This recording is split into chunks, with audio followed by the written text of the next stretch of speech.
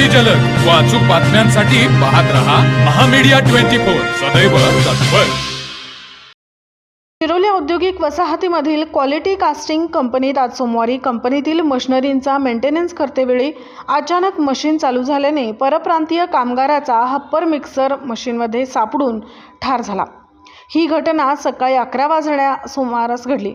कंपनीतील सीसीटीव्ही कॅमेरे 1.5 वर्षापासून बंद असल्याने या घटनेचा प्रकार उघडकीस आला असता पोलिसातून व घटनास्थळावरून मिळालेल्या माहितीनुसार मयत परप्रांतीय कामगाराचे नाव सिकंदर भागीरथ पासवान, वय वर्ष 30, राहणार बिहार असे असून तो केवळ 20 दिवसांपूर्वीच या कंपनीत कामाला रुजू झाला होता।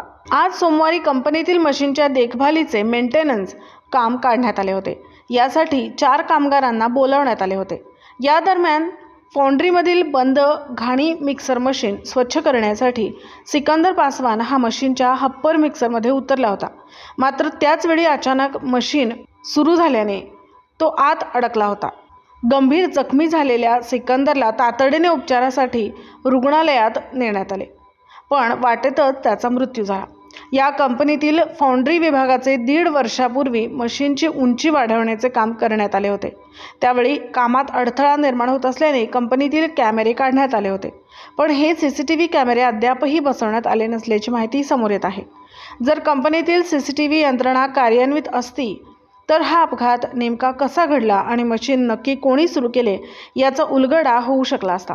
सीसीटीव्ही नसल्यामुळे या मृत्यूबाबत सध्या संभ्रम निर्माण झाला आहे। मृत सिकंदर हा मूळचा बिहारचा रहिवासी असून तो केवळ 20 दिवसांपूर्वीच या कंपनीत कामावर रुजू झाला होता। कामावर रुजू होऊन महिना उलटण्यापूर्वीच त्याचा अशा दुर्दैवी अपघातात मृत्यू झाल्याने हळहळ व्यक्त होत आहे। या प्रकरणी पोलीस अधिक तपास करत असून सुरक्षेच्या नियमांचे उल्लंघन झाले आहे का याचीही चौकशी केली जात आहे। कारण सध्या औद्योगिक वसाहतीमध्ये राष्ट्रीय सुरक्षा सप्ताह सुरू आहे। याचवेळी अशा प्रकारची घटना घडते, मग सुरक्षा सप्ताहाचे पालन फक्त कागदोपत्री मर्यादित आहे का असा प्रश्न उपस्थित होत आहे।